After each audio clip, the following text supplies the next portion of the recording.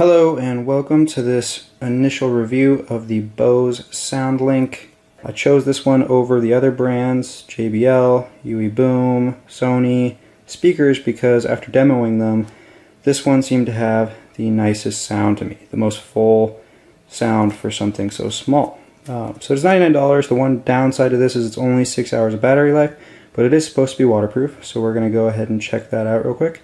I'll unbox this, show you how it sounds, and we'll put it in the sink and see how it lasts in there. After unboxing, we've got the device itself, the speaker.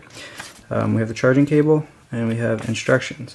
One thing to note is you do have to have something with power that connects to a USB 3.0, or otherwise you will not be able to charge this. So if you're trying to connect directly to the wall, you're going to need something with a USB housing so you can connect to the wall. I'm planning on just charging mine using my MacBook, but yeah, just one thing to note if you do buy this.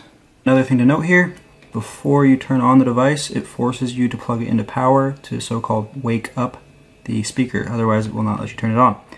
Now that the speaker's woken up, all I did is go to my iPhone settings, turn on my Bluetooth, and you can see down here that Bose Micro SoundLink is available, so I'll just connect there. Super easy. Connected to and now I'm connected. Bose says that this can last in a meter of water for up to 30 minutes. I'm not going to test for the full 30 minutes.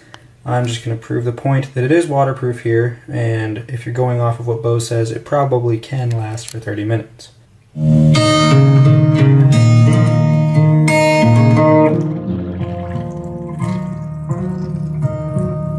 It obviously does not float. You can see all the bubbles coming out here. And if you put it just at the surface, it'll actually splash a little.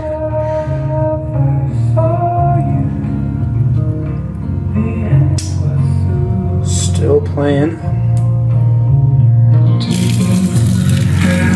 And it looks like if you take it out of the water, it'll, through vibrations, get all the water that's stuck inside of there out. So pretty cool design.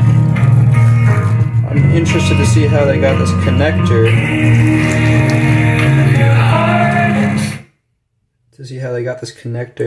To still interface without having to close it or anything. There's nothing there, so that's pretty cool. Not sure how they did that, but I definitely wouldn't plug into this unless this was dry.